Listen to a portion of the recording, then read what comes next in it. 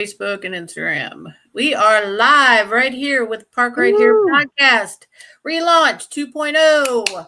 And we're here with Mr. Eric, and you're gonna have to pronounce your last name because Aquino. I don't want to butcher it. Yeah, Eric Aquino. Eric Aquino from the Gray Strong Foundation. Yes, ma'am. So, and this is Katrina. I am back and ready to go, and I'm so excited that I got to have Eric on here. And we've been talking for a little bit off camera here, but that's why we're a little bit late. So, but I hope you guys are all back with us and really enjoying it, and hope enjoy the new format and all the extra stuff we got coming up. So, Eric, please tell me about the Gray Strong Foundation and what your link to Parkinson's is and your story. So I got diagnosed in 2018, 2 weeks after my 40th birthday, with Parkinson's. It was after a year and a half of trying to find a diagnosis. And at the time, I was in healthcare, was working for a nonprofit called Pink Heels, raising awareness for cancer. So I knew the healthcare community and system pretty well. And when I went looking for resources in my area, I couldn't find any. And quickly realized that if I couldn't find any with my background and my knowledge, someone that was just newly diagnosed with Parkinson's was going to be completely lost. So we started the Gray Strong Foundation with that in mind to help people move forward with Parkinson's and live a better functional life. That's awesome. I can so relate to that because as a nurse for 20 years, oh my goodness, I was not ready at all whatsoever. I thought it was an old person disease and that they just walked funny and had to use a walker, and eventually they had to be fed and stuff. I had no idea of the non-motor symptoms at all. Yeah. I mean, they don't teach you that in nursing school. And it Don't was, teach it unless you're a MDS. They don't teach it anywhere. I know it's like even a basic neurologist, which I've had a couple of those, they don't even know, or primaries don't know. Oh, I have story after story of doctors I've had to fire, get fired, or just the worst. Because I never tell a doctor that I was a nurse or that I was in healthcare at all until I get to know them, so I know the good from the bad on how they treat regular people. Are you still there? Yeah, I'm still here. Okay, I was like, did you freeze? Oh no.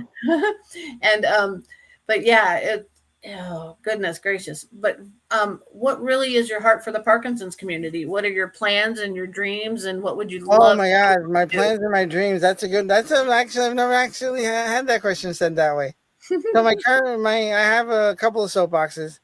My first soapbox is I started a lecture series or a lecture. My soapbox is that we treat our doctors better than we treat our mechanics better than we treat our doctors, but expect better results.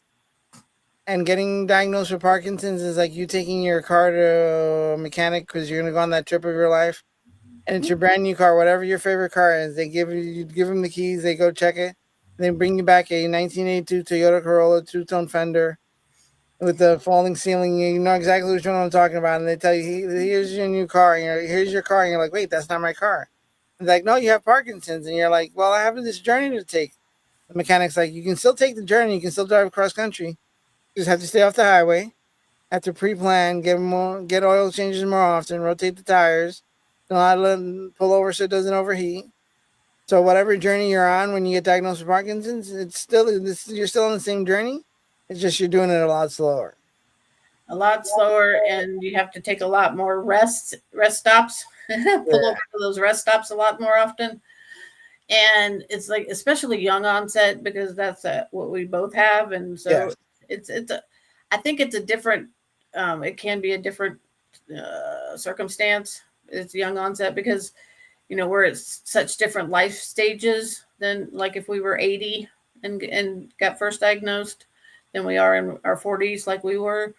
And it's like still having my daughter was 5, my son Oh, was 18, and and all of that, and still raising a family, still having a job, and how long can you work, and all that stuff that gets mixed in there, especially and with the non-motor symptoms and your cognitive stuff oh yeah. going. That's the worst for me. I mean, I That's can one handle. of the reasons why I stopped working was because of cognitive. Like I was Mhm. working at a Amazon warehouse at the time, and I was a safety specialist. And my boss I'd come in, do my checks, start my checklist, doing my rounds, and my boss would come in like half during the middle of my shift. She's like, oh, where your lesson? I show her my lesson. She's like, wait, why did you start there? Why didn't you start there? Those were the ones that you haven't done are more important. And when she mentioned it, I was like, oh, she's right. But I couldn't process it. And when I showed up to work in the morning, beginning my shift, I couldn't process which one was important, and I just start wherever I started, just nilly willy, not prior. I couldn't prioritize the list for some reason. But yeah, that analogy with about the car that you had a brand new one, and then you have to. I had my first car was a 1980 Chevy Chevette, Oh yeah, 4-speed on the floor, and oh yeah, that was the littlest car I ever had, but it was the best Pontiac car. Grand Am. Yeah. Oh my goodness, I always wanted a Mustang. That's my Nice. still my dream car, but I'd have to get an automatic nowadays. I can't drive a stick Oh anymore, yeah. but But I no, don't have. that analogy, I've developed it pretty well because first of all, when it comes to ourselves, when it comes to our car, we go right away. We Mhm. explain in detail and at length what's wrong with the car. Mhm.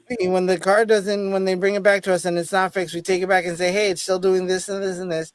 Or we take it down the street to another guy and be like, hey, the schmucker down the road didn't fix it. And then again, once again, explain in detail and at length what was wrong with it. But when it comes to ourselves, we wait the longest possible time, give the shortest description, or give the vaguest description in the shortest amount of time, but expect better results. And when they come back with the treatment and the treatment doesn't work, we don't go back or to go to someone else. We just deal with the issue. Oh, I guess I was kind of it just got to me so bad because with nursing, I was working the surgical floor and had Yeah. codes running and all that. And I'm like, what is going on? And then I went back to school to get my master's, and I couldn't remember bones and all the stuff I knew that I knew that I knew. I mean, Yeah. I had to drop A&P, anatomy physiology, and then but I finished out psychology and American music and got an A in both. But it's like she's like, there's something going on with you that's neurological. You need to go get it checked out. So I went to neurologist after neurologist after neurologist. I went to like 5 in Pennsylvania, Lehigh Valley, all those That's where I people. live. Yep, and none of them. I even had one neurologist tell me I was faking it and walked out of the room. Wow. I had Maybe I should get my first attention. movement disorder specialist. I walk in and he's like, you're too young to have Parkinson's. But if I was a betting man, I'd bet you have Parkinson's. But we're gonna rule that out. I'm like, how does that make sense?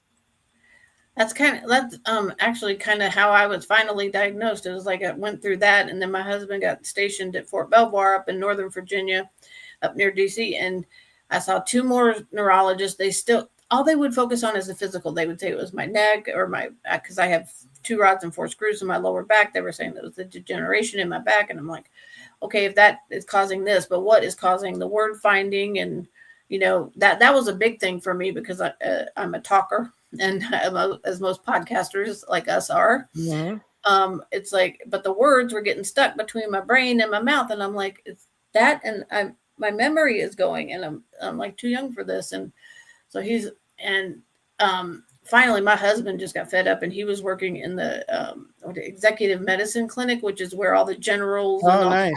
high government people were going. And he was a former Marine in the Army now, and everybody was either scared of him or just idolized him. It was one extreme or the other. And so he went up to neurology, who they knew him well because he knew everybody. And he said, I want my wife to see the head of neurologists, the chief of neurology.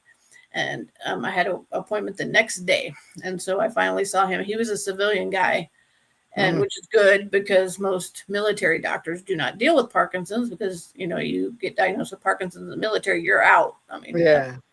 and so but he did the most thorough neuro check. He had me do my handwriting, and because I had Crack, that, crack, tap, tap. yeah, and I had the tap, and he would check my whatever they do when they move your elbow around and feeling your Yeah. elbow and all that. But he didn't see a lot until he started watching me walk, and I'd walk up and down the halls. I keep going, and only thing he noticed, he said, it was a little lack of arm swing on the right, and my feet were too close together. So he thought I had Parkinson's. And he's like, okay, the only way I can tell is if I'm going to give you Cinemet. If it works, you got Parkinson's. That's how I was diagnosed. And That's then how most of the country's been diagnosed for the past 60 years.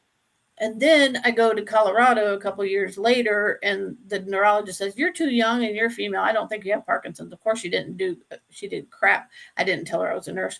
And she did a crap neuro exam. I'm like, oh, but she offered a DAT scan for the first time. I'd never heard of a DAT scan. Mm. I didn't know what an MDS was at the time. So, she did a DAT scan and she goes, only thing she said about it, yeah, you got less dopamine firing off on the left side of your brain than you do the right. And I'm like, well, that would make sense since the left side covers the right side of the body. Okay. She was like, yeah, I guess you got Parkinson's. That's all she said. And then her PA that worked for her, she says, you've got to leave this clinic and you've got to go to a movement disorder specialist in Denver. And that's what you need, especially being young onset, because all she does, all the other neurologist does is treat and kick them out. Doesn't tell them about exercise, doesn't tell them about all this, stuff that you need to know about. She just medicates them and tells them to go home, see you next time. And so the PA was so good. And she says, yeah, I'm quitting anyway. And so that's when I heard about movement disorder specialist. So, but I found one actually in Colorado Springs. So he was one of the best. He worked with the Michael J. Fox Foundation on the team to make Ambrosia. I don't know if you know about Ambrosia. Yes. Well, a couple of my friends are on the Ambrosia. Yep.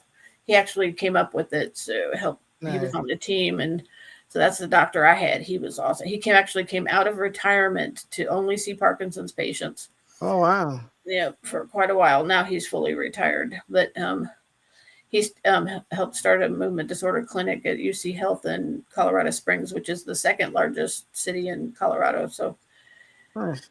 And then I had DBS up near Denver, up in Littleton. That was a little scary. Have you had DBS yet, or? No, I've started the dance towards it. Ran into insurance issues, so I was actually scheduled for 2 weeks from today, but had it canceled because of the insurance.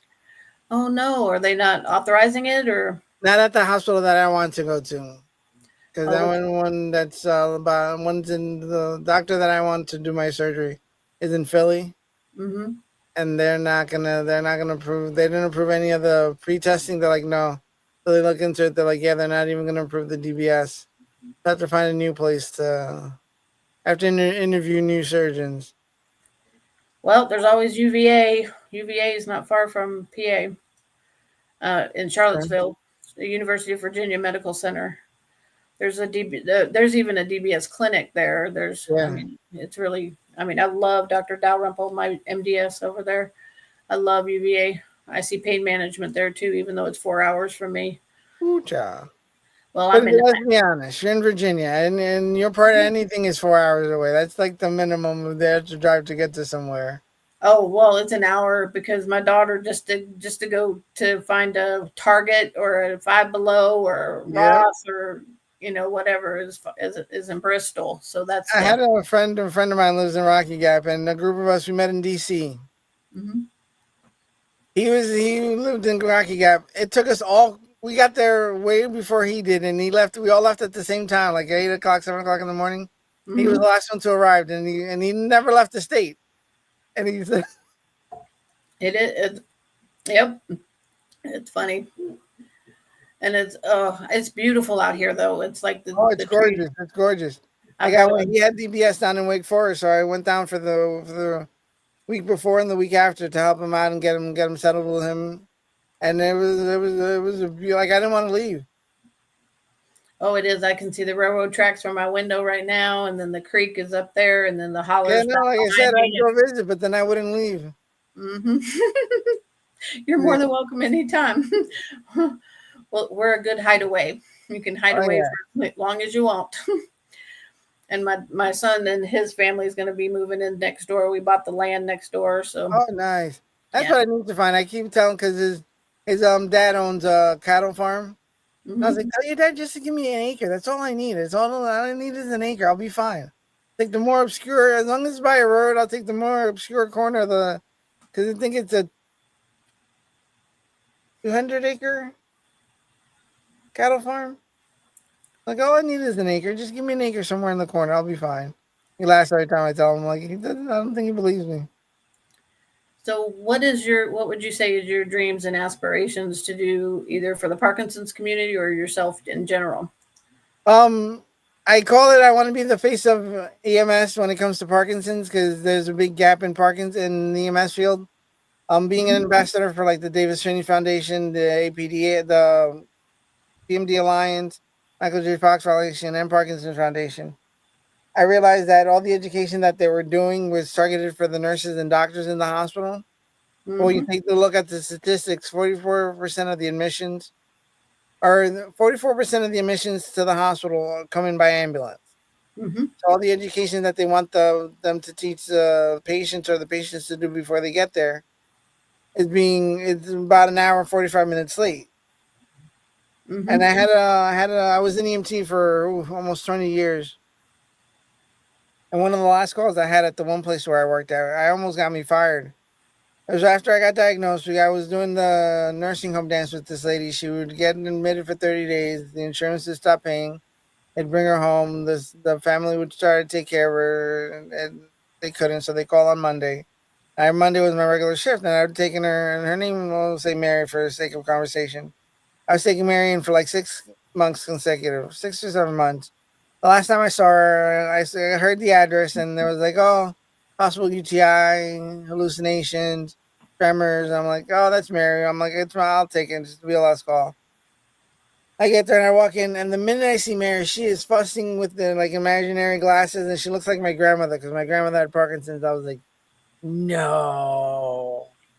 So the home health aide that's there, and I say home health aide because I don't know whether she was a nurse or what, but she starts reading off the medication. She goes, carbidopa, levodopa. I was like, oh, she has Parkinson's. And the lady goes, no, she doesn't. I was like, come again now? She goes, she doesn't have Parkinson's. There's not a diagnosis of Parkinson's on the paperwork. I was like, okay. So she starts telling me she has hallucinations, like symptoms. She goes, constipation, side effect. Well, Mhm. and I do a couple of those, and the son's like, wow, you're a doctor? I said, no, I just know my medication. And my partner chuckles. And then so I do that a couple more times, and she goes, she doesn't have Parkinson's, and looks at the son and goes, does she? And the son goes, just a little bit. She just got diagnosed. I went, a little? My partner was like, Eric, shut up. Don't say a word. I was like, he's like, let's go. We packaged her up, sat her on the stretcher, had a nice stroll down to the hospital. I get to the hospital, and I give the same conversation I just had. I gave them to them as a report. And they're like, why'd you bring her? I said, first of all, I have a job to keep. And second of all, you did a piss poor job of educating this family. So here's your second chance. And I walked out. I didn't even get a face sheet. I just walked out. I was like, I'm done. I was just like, Um, when she said it, when he said a little, I was like, what? My partner was like, don't I do don't it. think you're ever diagnosed with a little with No, that's like Parkinson's. being a little pregnant. Nope. Yeah, I was just like, what? And he was like, I was just like, oh my God. And like literally our symptoms were just Parkinson's symptoms that they weren't educated on. So they were like, I was like yeah, no. I was like, no, no. But Yep. yeah, so and when you and the one thing that I'm doing that it's what is it's not that I'm creating any new protocols or creating kind of new procedures. It's the same thing that we in EMS field do for the parking for the cardiac cohort. We do it for Mhm. the diabetics. We do it for strokes. But when strokes, you always ask, "Where's your neurologist? What are your residuals, or what is your baseline? Is this new symptom, old symptom?" But when it comes to Parkinson's, we're not asking any. Is this your off time or on time? When's your medication? How does Mhm. it differ from when you're on versus being off, or are you on or you're off? We don't have that kind. We don't have those conversations. Mhm. Or when we take them to the hospital and say, hey, they say they're there for a fall. We don't include the Parkinson's conversation into that chief complaint as far as saying, hey, there's their fall. They're claiming no injuries. They presented with slurred speech, slow movements, but be advised they're also a Parkinson's patient, and we had no one to corroborate their no bystander to corroborate their story. Mhm. Giving them the full story at the hospital, and then they can call the neurologist. And instead of taking them to the one hospital where the other, taking them to the hospital where their neurologist is, so they can Mhm. have the full picture, not do the unnecessary test. Oh yeah, because especially out here at Clinch Valley, which is my hospital, they don't even have a neurologist Yeah. on at the hospital. Closest neurologist is out in Bristol, but they do have a helicopter. And they said because of me and the DBS and all that, they Yeah. said we won't. Said if we don't have if you ever get in an accident, we'll be scared to even do an EKG on you. I mean, But see, and here's the thing. but they'll just helicopter me to UVA. They said. Because they know you, but when it comes to other people, there's no training in the EMS community to look for Have you DBS. have you thought about making like a outline or like a syllabus or something for like a Oh class, yeah. kind of Well, like? I have the class set. I'm in the process now of building a committee around the class Mm-hmm. to verify and give my what I have written down as give it more weight and give it being or validate what I have put together. Because I've gone as far as Barcelona. Actually, let me see if I can send you this. I went as far as Barcelona with this World with the Parkinson's Day. well yeah with the program that I'm creating. I presented a poster presentation at the World Parkinson's Congress in Barcelona. Wow, that's kind of like I was talking to George from Together for Sharon and how he's big on the policing and Parkinson's. Yeah, And it was funny because the day before I noticed that on Facebook that was his new book coming out, and it was I had actually been I had started to have dyskinesia, so I pulled over into a McDonald's parking lot, and and a few minutes I was on the phone just trying to relax, and I had forgotten to take my medicine, so I was waiting for my cousin to bring my medicine to me, yeah, and I got a knock on the door of my car, and it was the police. Somebody had called the police because they thought I was like either high or I mean it's Appalachia, Lord only knows. too What much moonshine. what moonshine or opiates or who all kinds. This is the worst. But Yeah, and so he said, "Are you okay, ma'am?" And he asked for my ID and all that, and I gave him my little Abbott card from my DBS, and yeah, and APDA actually has a really good card. It's like a little card you can hold in your wallet. It says, "I have Parkinson's. yeah. These are the symptoms I'm going to show up and stuff." But there needs to be more also, like because So I'm glad you mentioned the APDA. They actually have a good overbroad view program for EMS personnel, but it's not advertised. It's only on their site, and it doesn't go into the details. Okay, like so it explains stress, but then how does that apply in the field? And that's where I want to lead off and say, okay, this is the broad head overview. Now, this is what it means for you in the field, whether it be ALS, BLS, and everything in between. mm-hmm. Because let's say someone with in a nursing home in in a fire alarm or fire will run out because of the stress of the adrenaline of the emergency will get them to move quicker. So they'll get triaged because they're moving, but then 20 minutes later when they get reassessed, like, what do you mean you can't walk? Like, how'd you get here? Oh, I have Parkinson's. Like, but you ran out of the building. Like, oh yeah, but I have Parkinson's. And they won't be able to correlate that the stressor of the fire alarm gave them enough adrenaline to run Mm-hmm. out of the building. But now that they're calm, they don't have the adrenaline or the dopamine to move anywhere. Yep. And that's what I want to do, help the conversation. And one other conversation that I've started that is pissing people off is we were known for being called drug addicts or being seekers in the hospital because of. Uh, But let's now hear me out. oh no, I'm rolling my eyes because I've heard that so many times for myself because I have lower back pain, chronic pain from my fusion, and because of Parkinson's, it's thrown it off. You also have Parkinson's. But now here's the Yeah. thing. Here's the conversation that I'm trying to teach people. Mm-hmm. By definition, that nurse or doctor they're accusing you of being addict, they are correct. We take a drug every 4 hours or more to Mm-hmm. elicit a different state of being than our normal. Because our normal is not what you see here. Our normal is either slowness, shakiness, dyskinesia, everything but the calm, collective person that you see. Mm-hmm. So that being said, what's my drug of choice? Carbidopa, levodopa. Can I overdose on it? No, because the half-life is too short. Second of all, are there any acute side effects to the medication? No. So then clinically, why can't you give me that medication? Yeah, it's just, and And there's no medical professional in the ER that's gonna tell you they can't give it to you on that conversation alone. They can't deny you the medication. and then it's weird. It has like the DAT scan, which is, I know it's a diagnostic tool and not, it doesn't like totally diagnose, No, you it know, doesn't. but It it's a confirms tool.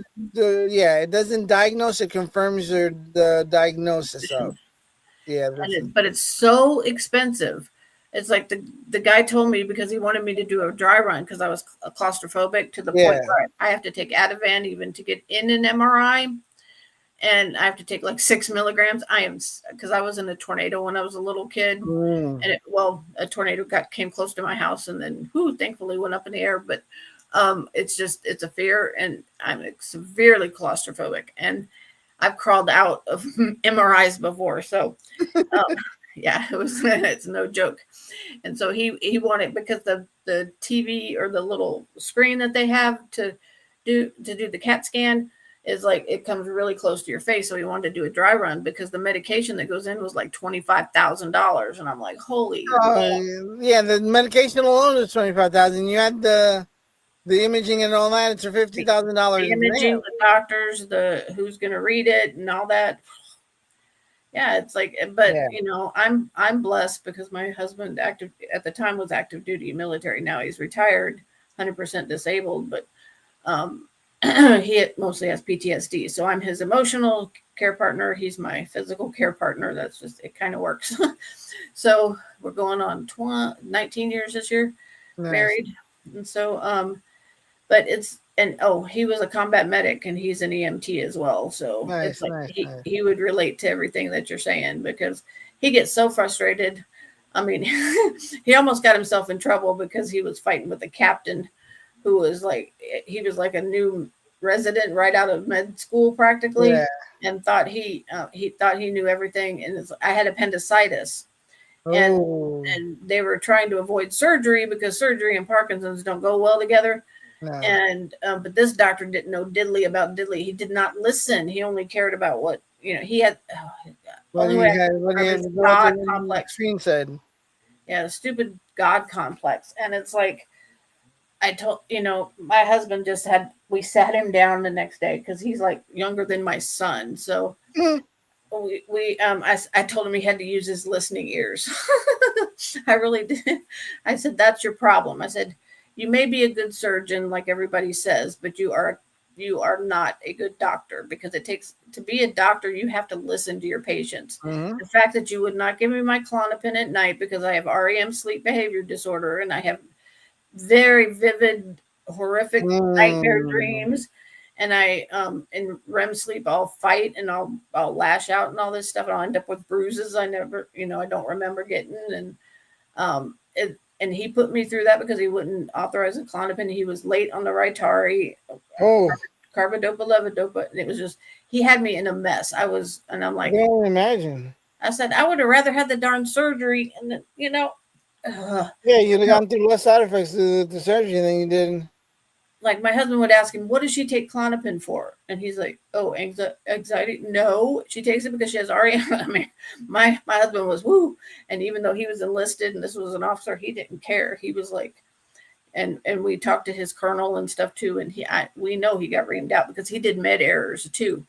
He did some medication errors, and we caught him. I mean, and that's the problem with the Parkinson's community. That, what was it, the study that the Parkinson's Foundation did back in 2017 or 2015? I think it was 2015. The results got posted in 2017. That 6 out of 12 people with Parkinson's get admitted into the hospital each year. Out of those 6, 4 will have complicated med errors. Out of those 4, 3 will have complication because of those med errors. Mm-hmm. And 2 of those out of those 3 will be readmitted within 60 days. Oh yeah. It's like, it's just, and it's like, I had a fall a couple months ago in March, and which, yeah, and the only thing that happened, I mean, it was at my mom's house, and she has like Brady Bunch stairs, those, the really steep ones, and the wooden, and I missed the step when I was going down. Completely missed it, and Oh, my foot hit one of the steps and it dislocated my toe. But I remember when I was rolling down that I wanted to twist on my back so I wouldn't hit my chest because of my yeah. DBS. And so I was on my back, and I guess I had screamed really loud. I don't remember, but my sister remembers because she's like, "Oh my gosh, we're both supposed to be there to care for my mother who's in hospice, and now she's got me laying on the floor." And Oh I ended up no.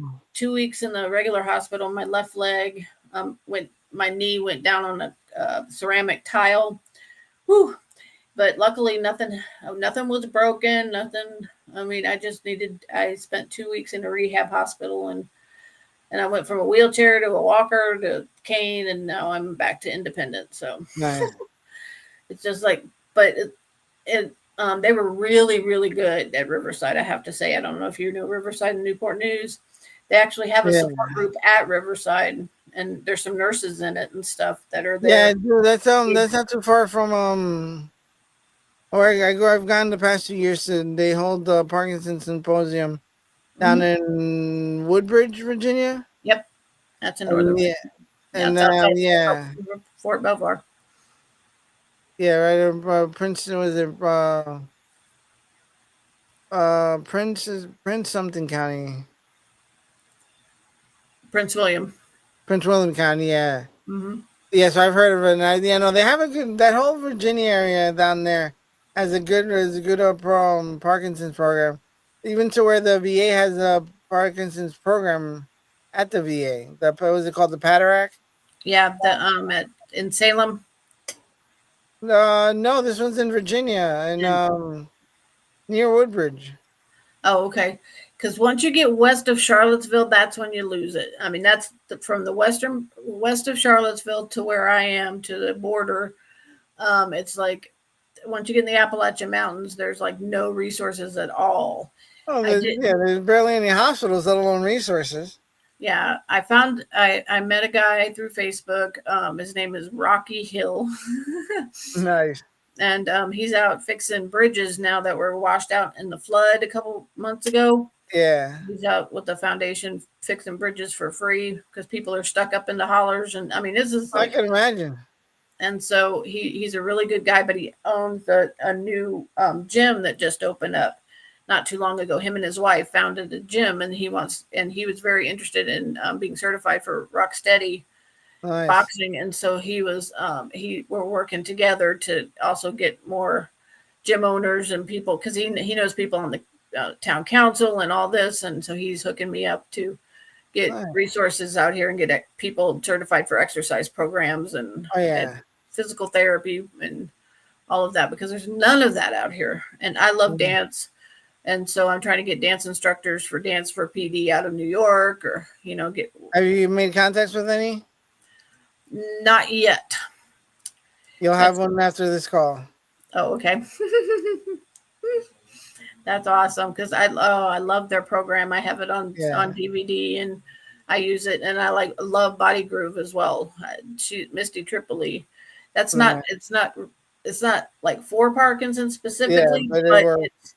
but they do a lot of power moves, and they do a lot of and it's not where and you can move your body the way you feel comfortable moving your body. It's like you Yeah. don't have to be a dancer. It's just a rhythm thing, and it's connecting the mind and body. So it's like Yeah. and that balance thing too. So to me, it hits all cylinders, and it's Oh, like yeah. I even always think when I walk into the physical therapy, I'm like, I don't know, like it baffles me how I walk into physical therapy after I started doing the exercise. I'm like, I did walk in here, didn't I? And they're like, why? I'm like, because I can barely stand now, but somehow I walked in here and I can't barely stand. Must have Parkinson's or something. I start laughing. well, it's true. It's like you can overdo it. There was a new study coming out that's saying you can overdo exercise, and I'm like, oh geez. It's like Well, first you got to do all this exercise now. Make sure you don't overdo it, and I'm like, and it's not that we don't overdo it; it's that we get carried away because we feel good and we have the energy to do stuff. mhm. But But then then, like, my new thing is, I tell people, you have your Superman days that are all in well, mhm. but to the one, you might have two Clark Kent days, and that's okay to have those Clark Kent days. But just Enjoy the Superman day while you have it, and don't get overwhelmed when you have your Clark Kent days. Yep. That's the way to do it. Because I know I'm not Superman, even though I love watching reaction channels and Yeah. seeing young people watch our movies from the Oh yeah, 70s. I just started watching those. Yeah, but you know what? It was funny because this was like about a year or two ago. I was born here. Like I lived I've been in America all my life, and it took one of those videos from London or the UK where they watched the national anthem, Which and I one? never knew the Can say story behind something? it. Oh yeah, the story of oh The my goodness. I When I think saw that that, I was like, "Oh my god!" It took someone from London to teach me about the war and the whole Star Spangled Banner when it came from. I was just like, I was amazed. I was like, "How did I hmm not learn that sooner?" hmm And there's this one Gen Z kid. He's like 21. He just found Mr. Rogers, and he Oh my loves god! Mr. I can Rogers. only imagine that one. He loves him, and he's like, "We need Mr. Rogers today." And it's like Oh yeah, it's like I kid. have one of those reaction videos. He found the song. Someone told him the Black Betty song. Oh, Yep. Black Betty. Oh He yeah. was in tears, Ram laughing Ram hysterical. Jam. Yeah, Ram Jam. He's hmm hysterical laughing. He's like, "This song is amazing." He's like, "Where's this been?" I was like, "It's a classic." It's either that or they find Queen, and they're like, "Oh, Oh we will rock yes, you." Or, what? That's Queen. We are the champions. But that's Queen. Bohemian Rhapsody. That's Queen. I'm like, yeah. And it's like, or they find, oh, what is that one song? Oh, goodness gracious, I can't remember. It was, oh, it would play at every cookout. Not my side, your side.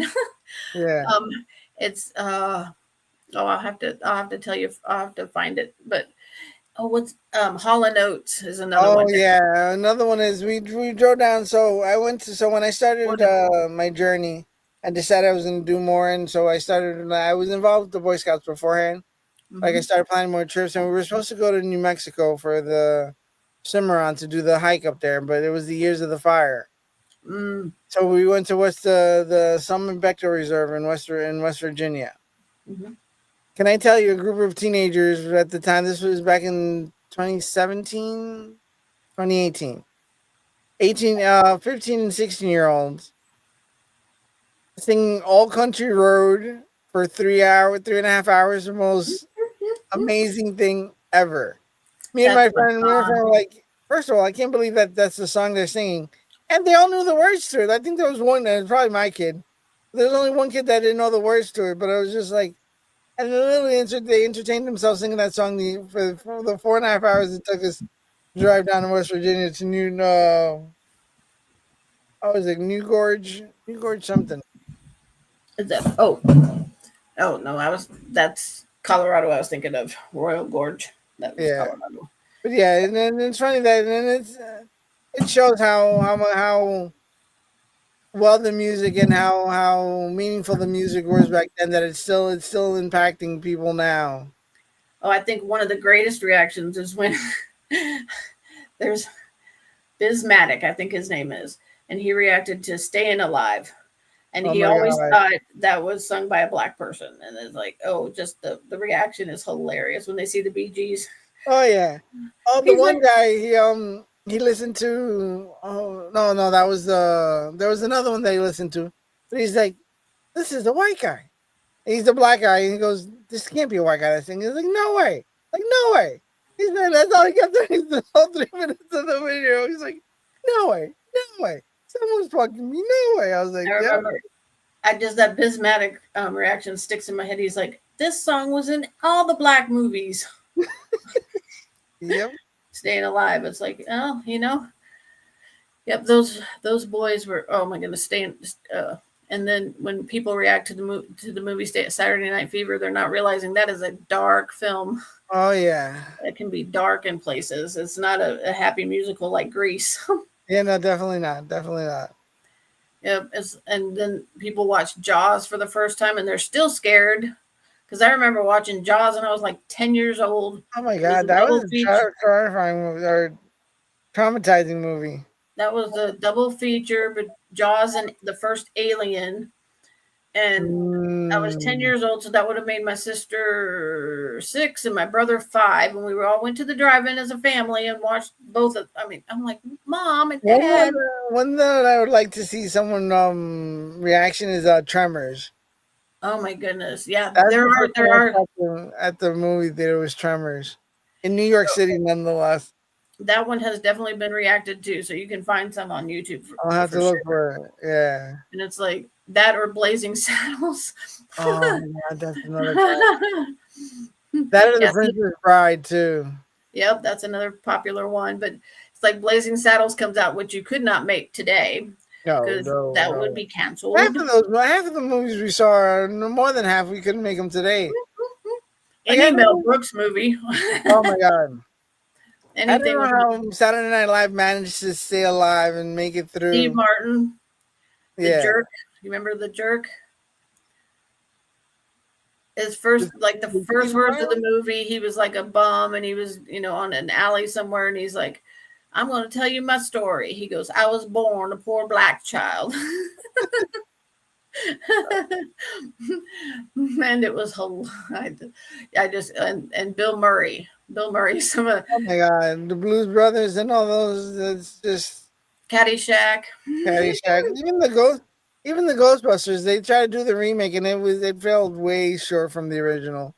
Way short. Yes, and it had nothing to do That with and the. Beetlejuice. I saw Beetlejuice, and I'm glad I didn't see it in the movie theaters.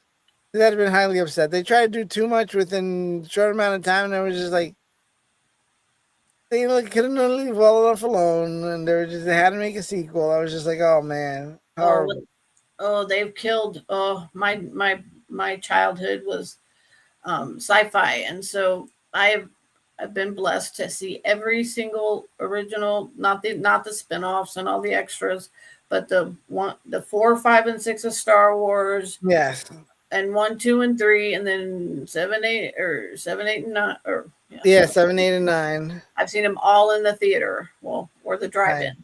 Seen them. I saw the original Star Wars in the drive-in with my parents, and then saw the second one at the theater on the base in Germany, and the third one I saw with my grandparents here in Richlands at Yes. the theater, and my grandmother got scared of Jabba the Hutt. But yeah, and then when my son was born in '94, we saw the prequels together. We even went to IMAX and saw all the prequels. Nice. And then he came to Colorado when 7, 8, and 9 would come out.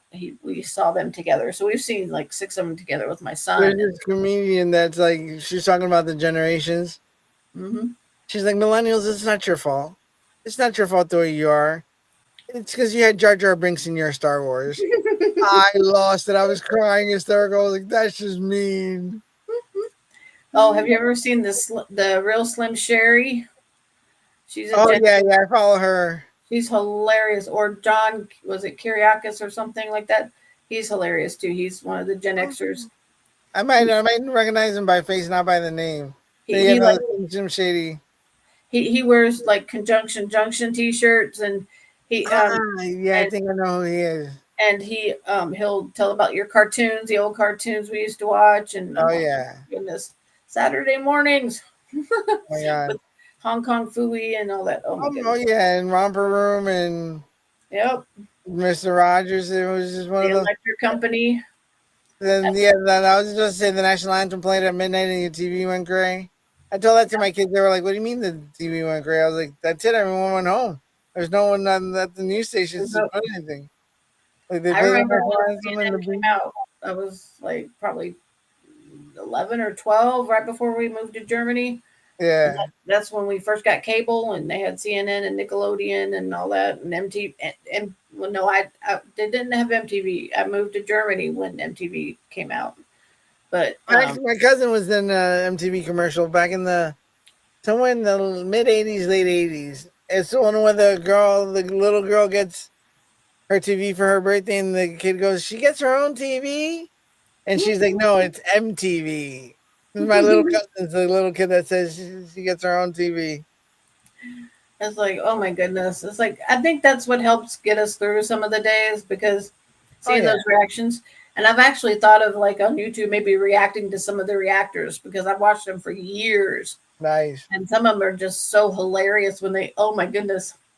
This one I watched, Black Pegasus, he was hilarious when he found um, Devil Went Down to Georgia. Oh my Black, God. Black Pegasus is a rapper from back in the day, from the 90s. Yeah. He was like an independent, kind of, but he toured the world and stuff. Nice. He toured with, oh goodness, I can't remember. I'd have to listen again. It's not quite my genre, but I do know Yeah. enough because of my son, and I'm a huge Eminem fan, and but I also was a DJ at a radio station in Virginia Beach, Christian Yeah. radio station, and I was like they had just went stereo back in the early 2000s, and so but they gave me my own show on Saturdays and said I didn't have to follow format. I could play whatever I wanted to play. Yeah, So there you go. Nice. I was the first one to play Kirk Franklin, Mary Mary. I mean, I played all the good stuff on the Nice. yeah, and I've always when I started the podcast, I got on an internet radio station and I was a co-host on the main their is that main the morning show? like morning show, and it was fun being on the radio. That was something that I would have wished I would have found when I was younger, maybe gotten into it, but it was a good time. It was like awesome, and this was before. Now it's all computerized. The station's still up and everything, but this is back in the day where we had to switch CDs and we had the Oh, little I can imagine. up and down, sliding the slot. They're called pontometers, and you have to slide them up and down, and you had to be. Sometimes I'd put on like a 9-minute worship song so I could go to the bathroom because I was the only one in the studio. Oh yeah, now you have little gadgets and thing like the one sound thing that I have here would probably back then taking the whole entire desk. Now it just takes a little corner. Mm-hmm. Yep. And it's like, oh, it was great. It was awesome. We had CDs all on the walls, and it's, oh, I miss those days. But it's like, it help. I think it helps with the podcasting, and I Oh, knew, huge. yeah. And I've talked to George, and George is getting frustrated. So, have you had any frustrating incidences happen with your podcast? Because I think, how long has yours been going on? Mine since 2018, and I posted at least once a year since the past 2 years. But my thing is, hate editing. Oh, So, like I'll pre-record it, and then like I have literally a good 10 hours of content that I just need to edit to post. And that's one of the reasons why I like the radio station, because a lot of it's live like this. mm-hmm. Like when this, I'm fine, and I'm fine pre-recording it. But then when I pre-record it, I listen to it, like, oh, that sounds horrible, and I'll delete everything and start again. Yeah, it's just that's why I figured that's what I did when I first started during the pandemic. It was just me and audio, and I had Nice. to learn to record it on Audacity, and I upload it to Buzzsprout, and they would put it out on all the podcasting channels, and Yeah. and everything I learned was like from YouTube or Google. So Oh, same here. It's funny because and my brother went to school for directing and audio and all and visual. And like one day I was talking to him, he's like, "You sound like my sound guy. Like, when did you learn all this?" I said, "The past 6 months doing the podcast. I had to teach myself." He's like, mhm. "Holy cow!" He's like, "You know what you're doing?" I said, "I had to because it's the only way to survive." And I met Larry Gifford. Do you know him from Oh PD yeah, me and Admin? Larry go way back. He's a good guy. Yeah, he had like one of the first podcasts, like when life gives you Parkinson's, Yes. and that was the first one I had heard that was like actually somebody with Parkinson's talking about Parkinson's. Yeah. Most of all the other podcasts or Doctors media or or those conferences and kind of like long TED talks and stuff, and it's like, okay, do you realize one of the non-motor symptoms is lack of attention span? It's like, yeah. And that's oh, another reason why I can't edit it, because it takes 2 hours to edit the audio. 10-minute audio will take you 2 hours because you have to, and I just don't have the time. But yeah, no, that's when you have to like find an intern that needs some credit from a local community college. seriously, That's what somebody told me. So that's actually, I'm putting feelers out at the Southwest Virginia Community College. nice. So, and I Yeah, know, well, my first episode, I was telling you earlier when we were off camera. I am someone like I said, my sister told me to do a podcast, so I got like I did an outline. I listened to podcasts about podcasts. I read up on blogs, so they're like, "Oh, make an outline, have like a one pager for each." I did that.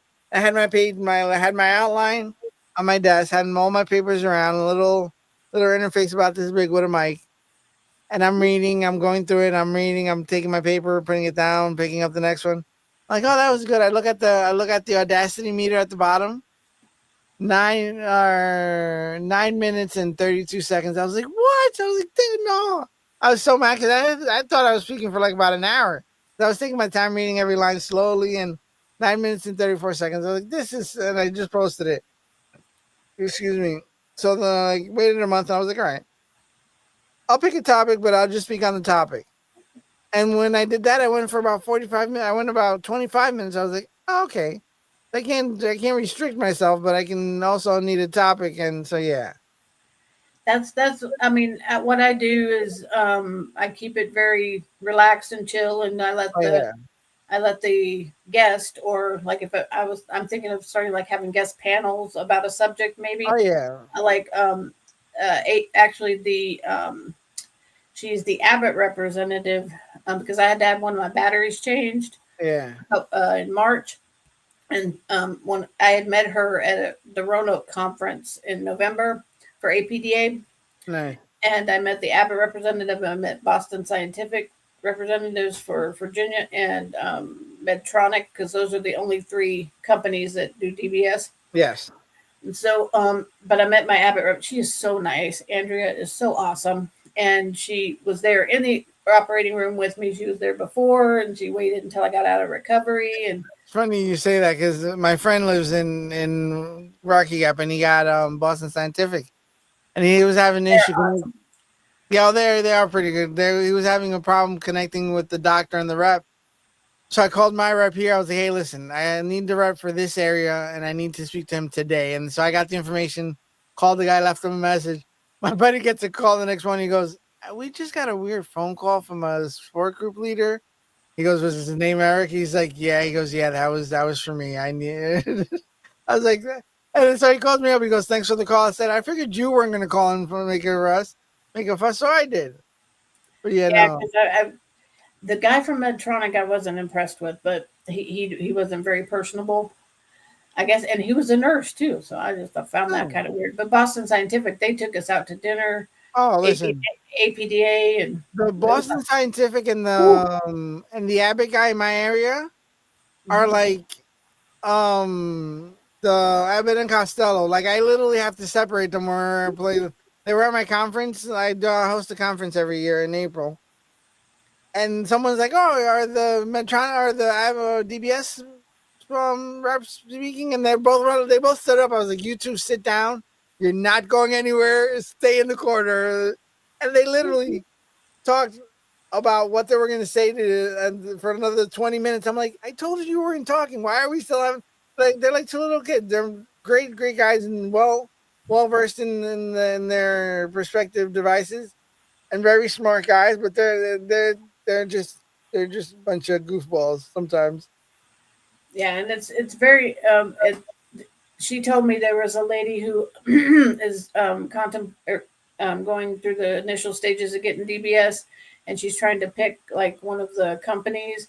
Yeah. And she goes, she wanted to talk to somebody who's had DBS, and so she thought of me, and she's going to connect me with her. And I thought Yeah. maybe I'll do like a series of like seeing how she And was it's funny before you say and that during, because see before, during, and after DBS, and kind of I record actually it. had set up a roundtable.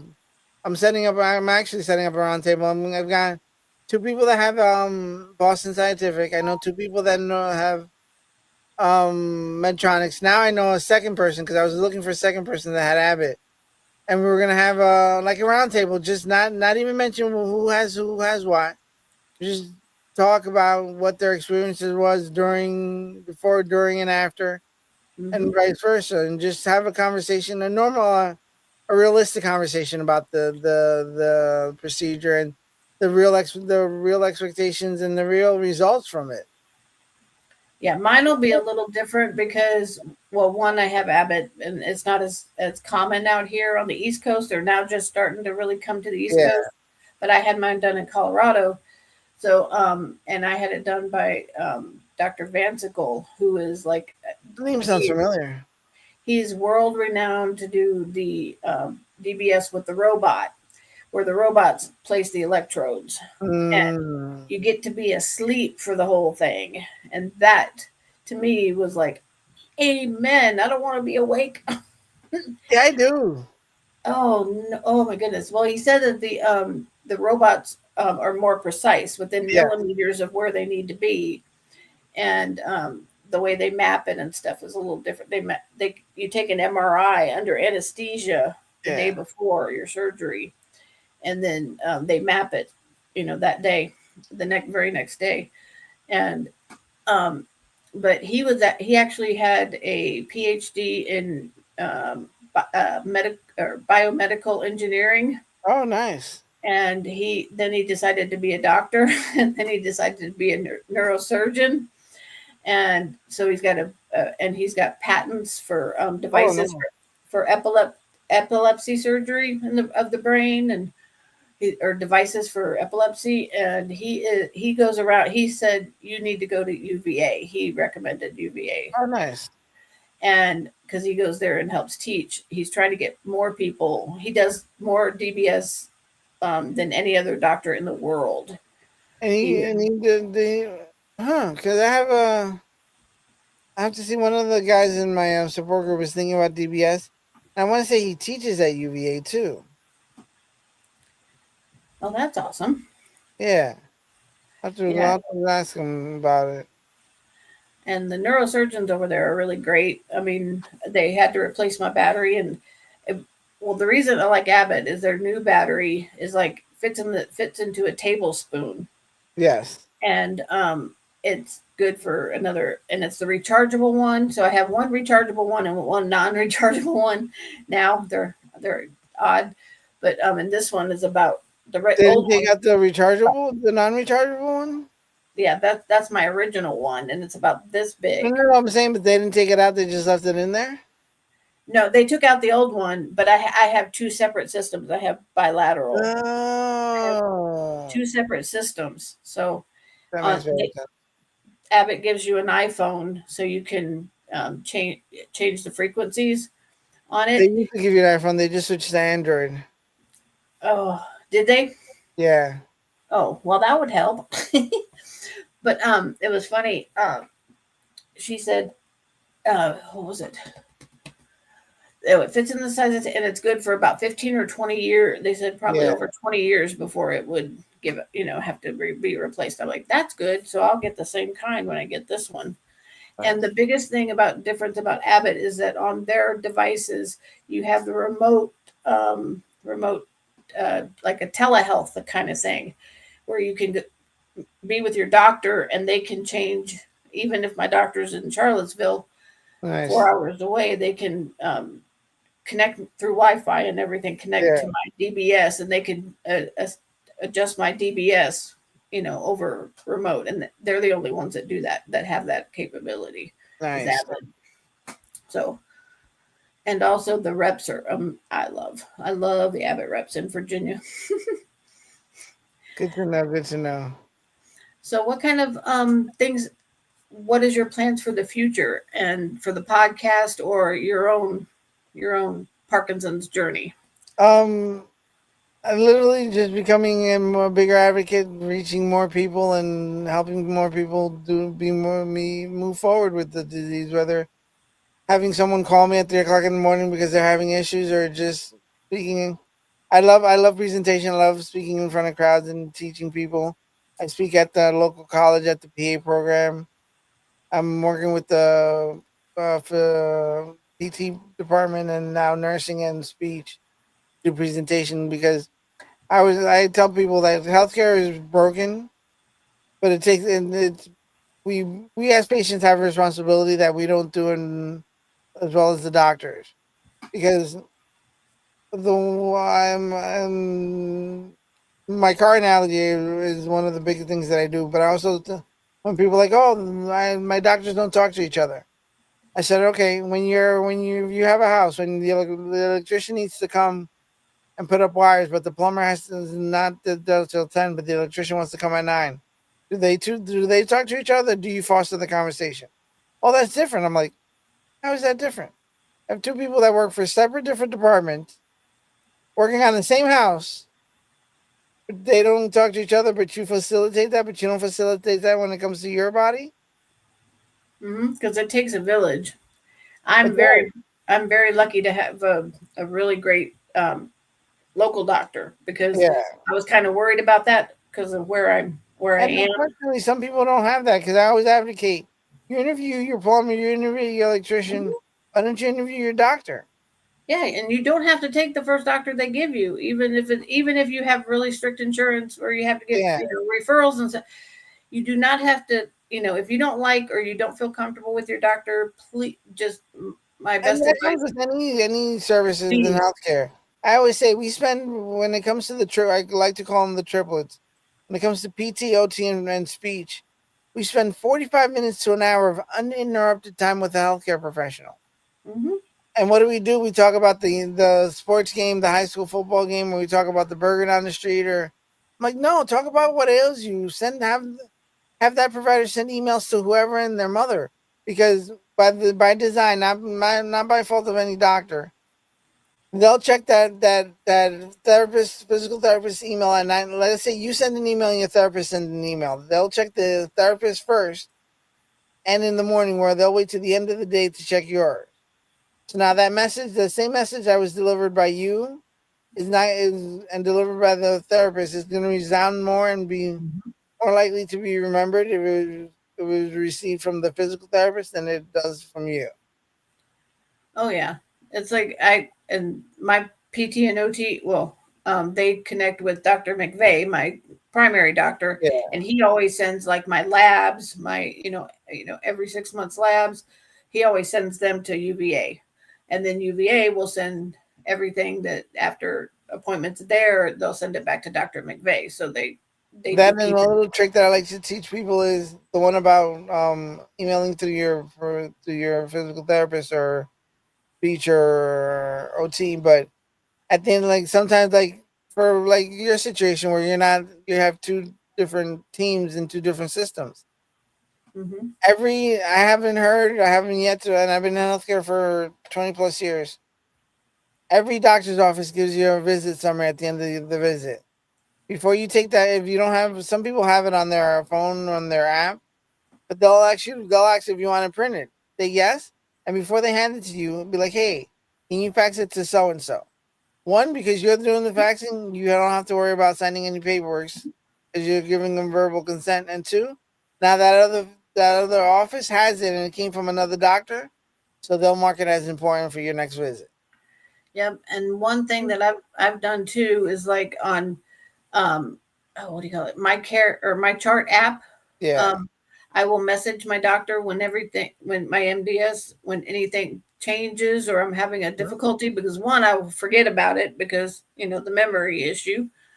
And two, it keeps him, and he is so good that he gets back to me within 24 hours and he'll remember it he'll kind of be up to date on what's been going on. And so we can spend the time in the office, the limited time that we have in the office, he's already caught up on what's been going on. And I always tell people, because someone asked me one day, what's the point of that? I said, well, because they'll get the information.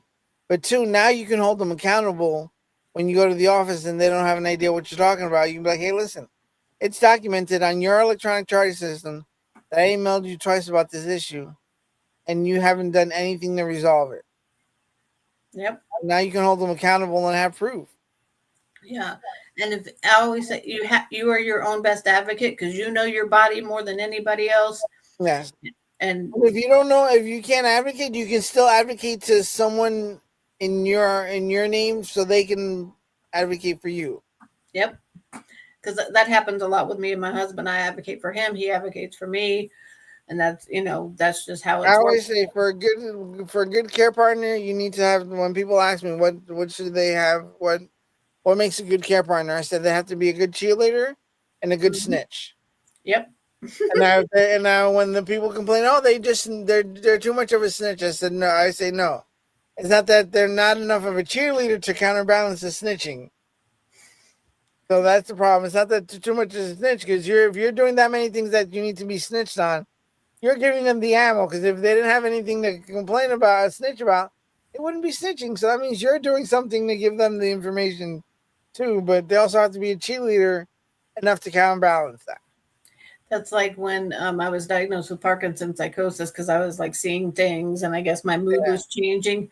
My husband brought it up to my MDS in Colorado and he said, I've come up with a new or a new diagnosis for my wife. And he's like, and Dr. Graber goes, what is that? And he goes, mean downers. Instead of like sundowners for Alzheimer's, he's like mean downers. As soon as that sun goes down, she just gets mean.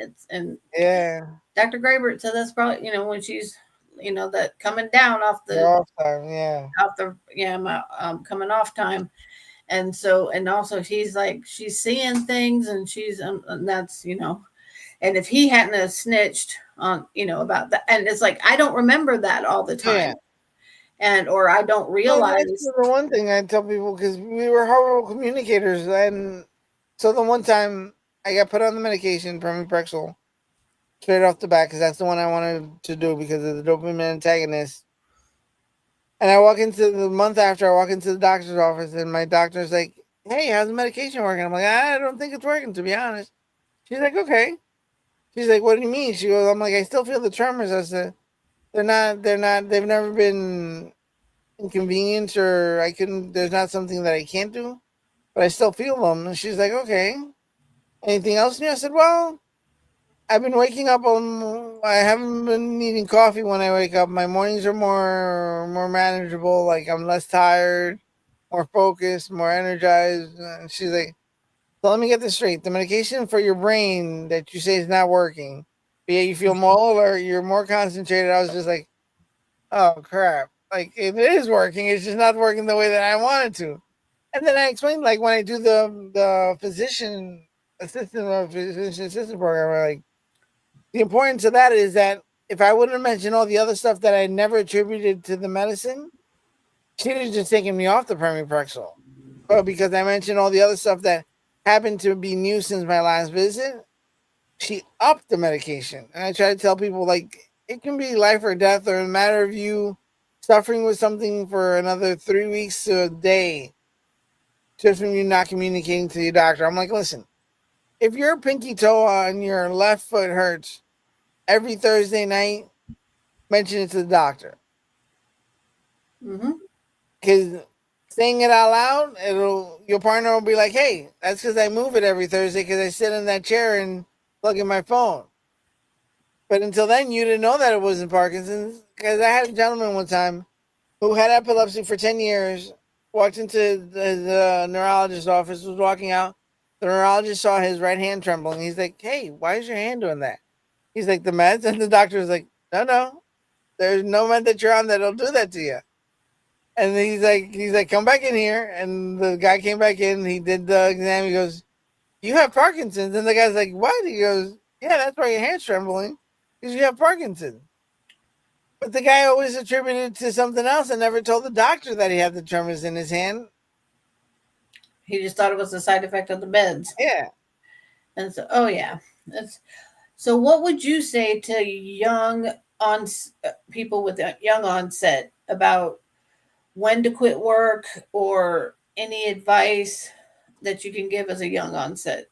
Young onset, one is the first fear that you have is not real. This disease will change your life in a way that what you thought you feared isn't going to be your true fear. Don't panic. Take a deep breath. Take a step back and reevaluate and just look at the journey ahead. And you're not alone. There's thousands and thousands of people in this world, in this country, that are here to help, and will chat you up. You literally have a whole new family that you don't know of. And the minute you find us, we will We will welcome you with shaky arms and stiff and shaky arms, but you don't have to do it alone because this disease can be lonely and cold, and it doesn't have to. Yeah, it's like I found So reach out. a new song the other day. It was by Mercy Me called "Shake." Oh, Shake. nice, That was a good one, and yeah, that was one of my new dance songs. So, nice, nice. I was gonna do a clip like that because I was listening to one of the Pitbull songs where he goes, he's like, "Shake it, girl." He's telling the girl to shake. So I was gonna play like I'm a DJ playing it, and then have my female friends start shaking with their tremors. I'm like, when the DJ doesn't read the room. oh yeah, oh, it would be my dream to have like a community center in my town and have Yeah, like a little internet cafe because a lot of people around here don't have internet because just because of the yeah. culture and the difference and they like to be hidden away up the holler and I don't you blame know him. and not be on the internet all the time and phone all the time and but so they could be able to read your research whether they have Parkinson's or not Yeah, just and find a community out there that's willing to help them and help mhm. them grow and nourish. And then kind of teach them the skills if they want to learn them. And then also, I would love to have like space for support groups of not just Parkinson's or Alzheimer's or whatever, and then care partner groups and young onsets. And there's a really good young onset support group in Elizabethton, Tennessee, right outside of Yeah, Bristol, and definitely go and check that out on Facebook. Young onset. I'll have to. It's Cynthia or is it Cindy? Oh my goodness, I know. I've spoken before their group. Their group is yeah. awesome. They're amazing. And but what are like 5 things you would tell somebody just diagnosed with Parkinson's that they need to do? The first 5 things after diagnosis. Find someone who has Parkinson's to to buddy up with. It is not the end of the world. Ask, find a support group.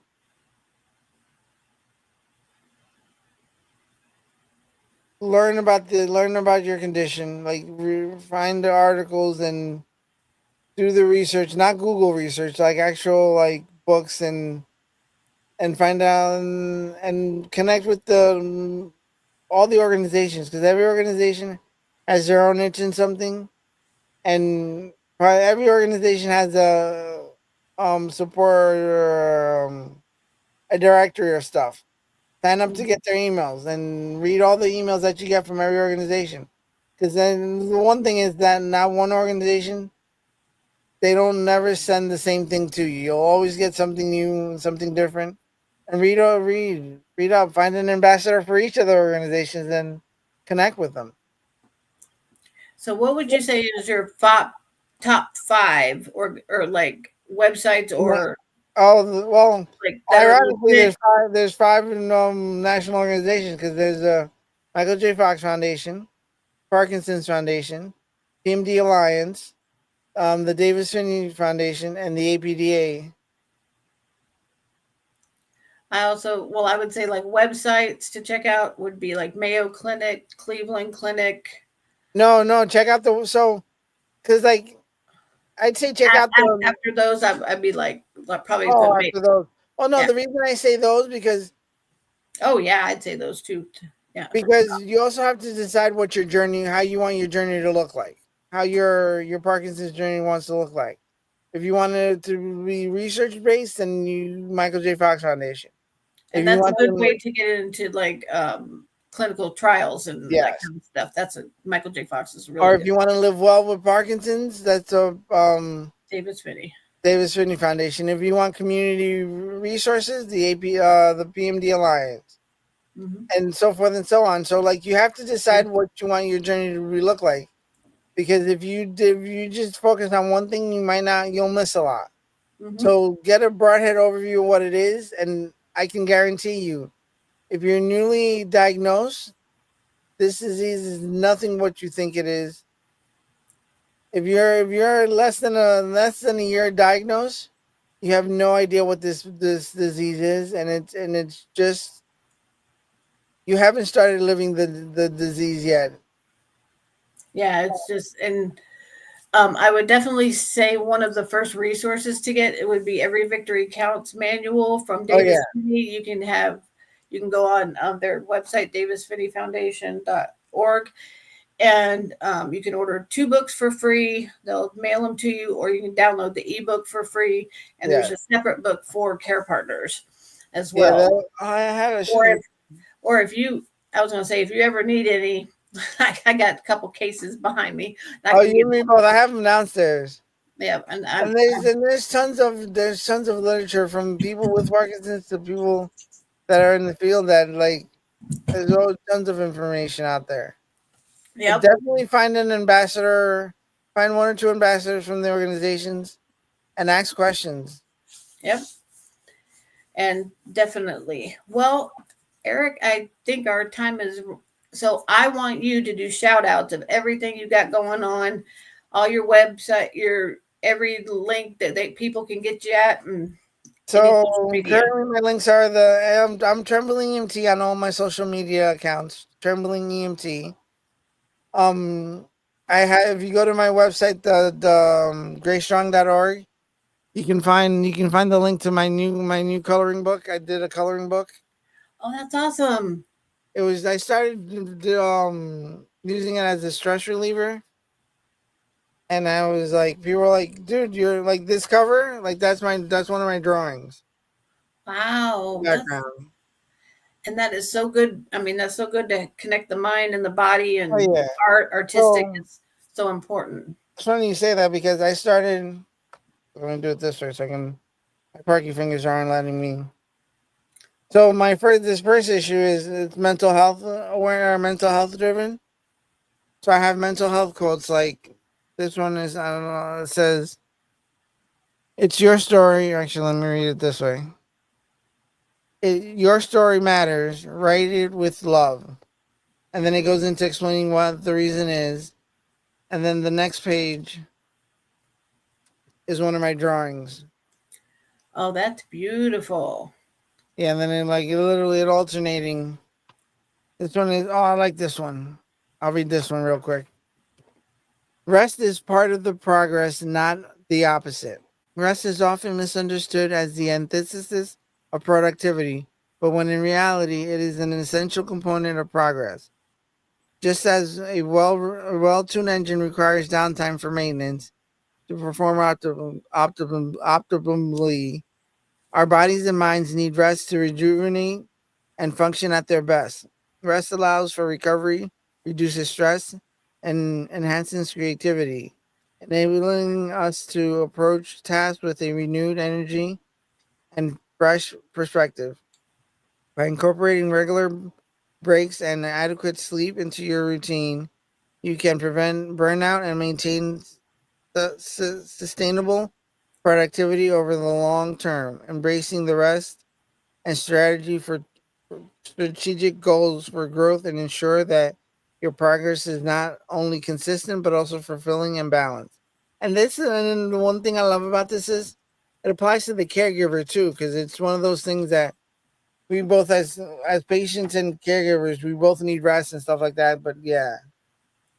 Yeah, my husband says caregiver fatigue is real.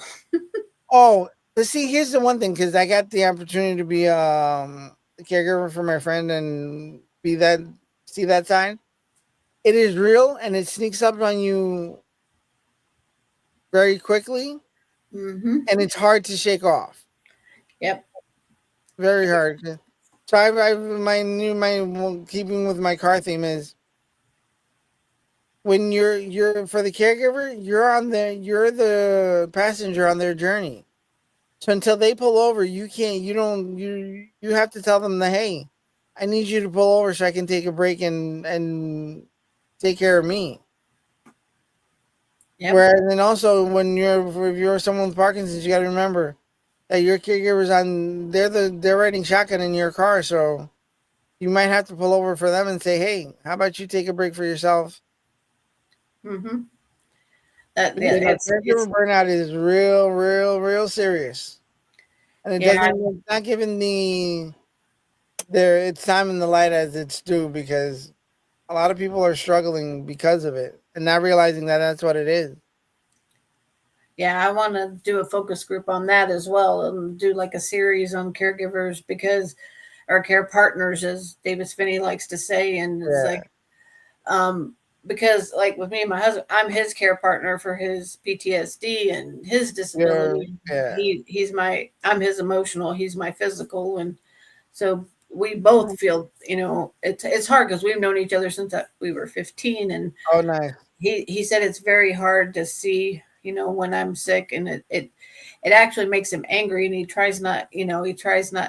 angry at the disease, not Yeah. not at me, and so it's like he has to make sure to keep that so he doesn't One thing that I do military man. want to, oh yeah, one thing that I wanted to mention, that's something that it's even like we have little pockets of cohorts within the Parkinson's community, whether it be caregivers or a patient with Parkinson's. But a support group, or if anyone is a husband of a woman with Parkinson's, that is one support group that I don't think is anyone's ever said, hey, those fall into a whole different category, Hmm. because that's a whole role reversal bigger than anything else. From the woman being the caregiver to now the husband having to be the caregiver, and it's something that I've had a couple people say that they have the struggle, and I'm like, there's no support group for them, for I the know. women or the husband. I would love to have it as much as I would love to have a Parkinson support group out here. I want it to have we had it in Colorado. We had a large group, and they split off to have the care partners with Yeah, their separate meetings. my symposium is like that. I do every year. It's an all-day event, but every talk is separate. The people with Parkinson's stay in one room, and the care partners go into another room. And it's so they can have a support group as well, because it's like it's not, and my husband will tell you he was a combat medic for a reason, so he could just patch him up and ship him off to Yes. somebody else, and you can't really do that with me. You can't ship me off to somebody else. So, Well, there's even, no quick fix when you're stuck, or when you're having a slow day, or when your or you medications aren't working. You can't just sit rip up them. in the morning, or you can't put your Ambrosia together, you can't put Yeah, he's like, oh. So, and it's like the yeah. other morning, my 18, he was at the store, and my 18-year-old daughter had to help me sit up in the bed. So, because the mornings are rough Oh, because there. your Yeah, meds aren't on yet, and so your meds aren't on board yet, and definitely, definitely. so. Well, I loved having you, and we're definitely going to talk off camera and keep in touch Oh afterwards, yeah, because definitely. I feel a lot of what you're going through, and I want to support it in any way that I can. And I'm Same hoping. here, same I here. know we've had some steady watchers, but I go through and I post these on. I put it on Buzzsprout, so it goes out to all. Like, we're Yeah, big on Apple podcasts. We're huge on, and Spotify too. nice. And then it goes out to all the like Castbox and all the little ones, and iHeart, and so anywhere anybody, they can also check out Park Right Here podcast at buzzsprout.com, and that'll give them like all the episodes and everything. Yeah. And so I also go on almost 150 Parkinson's groups that I have on Woo. Facebook, and I copy and paste every single one. I need to find a way to somehow do that all, but I haven't figured it out yet. So I it will takes talk. me a couple days. So this, and I didn't realize how much, like, how popular it was until I go to like a convention. They're like, "Oh, you're the lady from Park Right Here." Oh, I'm like, "What?" Yeah. It was weird being recognized, but it means a lot to me. For me, it's like if I, You do it. Well, we'll talk off camera, but yeah, we'll teach you how to do that a lot simpler. yeah, because it takes me days, Yeah. about 2 days to get them all done. But I it's I want as many people as I can reach. I mean, if Oh it yeah. whether I ever hear from them or not, it's like if I just help You're one from one person. person, but that's the thing. You can only help one person at a time, so you're making a difference. Well, if anybody needs anything, parkrightherepodcast@gmail.com is our email. And always you can find us on Facebook, YouTube, Instagram, and X. So, Nice. well, Eric, we really appreciate you coming by and parking right here with me. Thank So you. take care. Bye-bye. Okay, I'm going to end this end stream, but you can stay on. Okay.